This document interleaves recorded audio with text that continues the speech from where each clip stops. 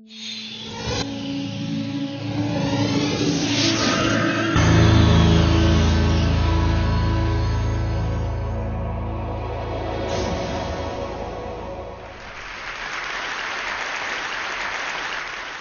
story is about taking imagination seriously. 14 years ago, I first encountered this ordinary material, fishnet, used the same way for centuries. Today, I'm using it to create permanent, billowing, voluptuous forms, the scale of hard-edged buildings in cities around the world. I was an unlikely person to be doing this. I never studied sculpture, engineering, or architecture. In fact, after college, I applied to 7 art schools and was rejected by all 7. I went off on my own to become an artist, and I painted for 10 years when I was offered a Fulbright to India. Promising to give exhibitions of paintings, I shipped my paints and arrived in Mahabalipuram. The deadline for the show arrived. My paints didn't. I had to do something. This fishing village was famous for sculpture, so I tried bronze casting. But to make large forms was too heavy and expensive. I went for a walk on the beach, watching the fishermen bundle their nets into mounds on the sand. I'd seen it every day, but this time I saw it differently. A new approach to sculpture, a way to make volumetric form without heavy, solid materials. My first satisfying sculpture was made in collaboration with these fishermen. It's a self-portrait titled Wide Hips. We hoisted them on poles to photograph. I discovered their soft surfaces revealed every ripple of wind in constantly changing patterns. I was mesmerized.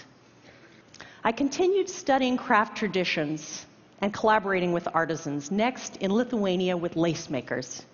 I liked the fine detail it gave my work, but I wanted to make them larger, to shift from being an object you look at to something you could get lost in.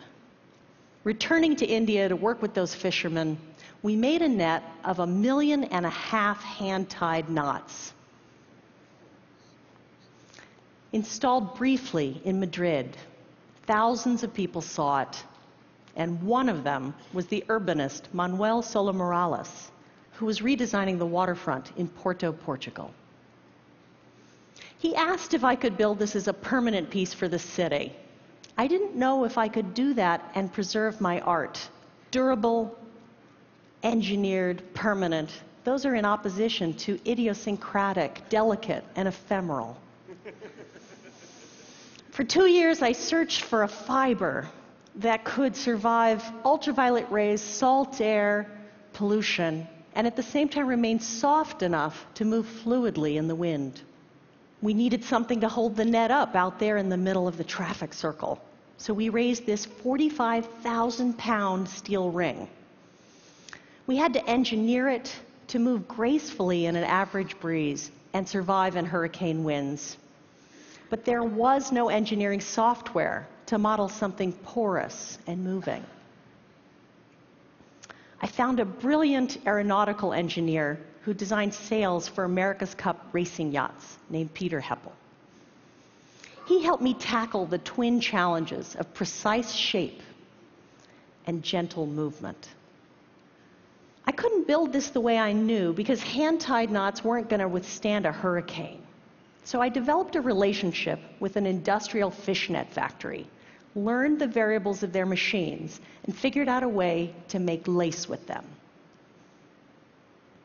There was no language to translate this ancient, idiosyncratic handcraft into something machine operators could produce. So we had to create one. 3 years and 2 children later, we raised this 50,000 square foot lace net. It was hard to believe that what I had imagined was now built, permanent, and had lost nothing in translation.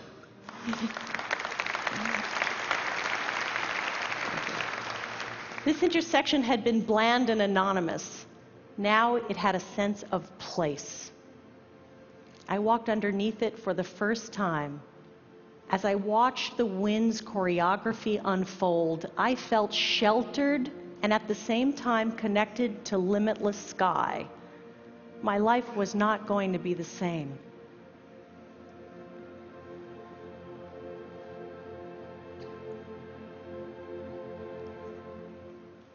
I want to create these oases of sculpture in spaces of cities around the world. I'm going to share 2 directions that are new in my work. Historic Philadelphia City Hall. Its plaza, I felt, needed a material for sculpture that was lighter than netting. So we experimented with tiny atomized water particles to create a dry mist that is shaped by the wind. And in testing, discovered it can be shaped by people who can interact and move through it without getting wet. I'm using this sculpture material to trace the paths of subway trains above ground in real time, like an X-ray of the city's circulatory system unfolding. Next challenge. The Biennial of the Americas in Denver asked, could I represent the 35 nations of the Western Hemisphere and their interconnectedness in a sculpture? I didn't know where to begin, but I said yes. I read about the recent earthquake in Chile and the tsunami that rippled across the entire Pacific Ocean. It shifted the Earth's tectonic plates, sped up the planet's rotation, and literally shortened the length of the day. So I contacted NOAA, and I asked if they'd share their data on the tsunami, and translated it into this. Its title, 1.26, refers to the number of microseconds that the Earth's day was shortened.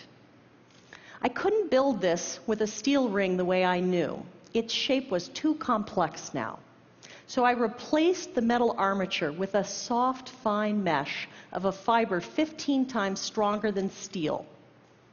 The sculpture could now be entirely soft, which made it so light it could tie into existing buildings, literally becoming part of the fabric of the city. There was no software that could extrude these complex net forms and model them with gravity, so we had to create it. Then I got a call from New York City, asking if I could adapt these concepts to Times Square or the High Line. This new soft structural method enables me to model these and build these sculptures at the scale of skyscrapers. They don't have funding yet, but I dream now of bringing these to cities around the world where they're most needed. 14 years ago, I searched for beauty in the traditional things, in craft forms. Now I combine them with high-tech materials and engineering to create voluptuous billowing forms, the scale of buildings. My artistic horizons continue to grow. I'll leave you with this story. I got a call from a friend in Phoenix, an attorney in the office who'd never been interested in art, never visited the local art museum, dragged everyone she could from the building and got them outside to lie down underneath the sculpture. There they were in their business suits, lying in the grass, noticing the changing patterns of wind beside people they didn't know, sharing the rediscovery of wonder. Thank you. Thank you. Thank you. Thank you. Thank you. Thank you.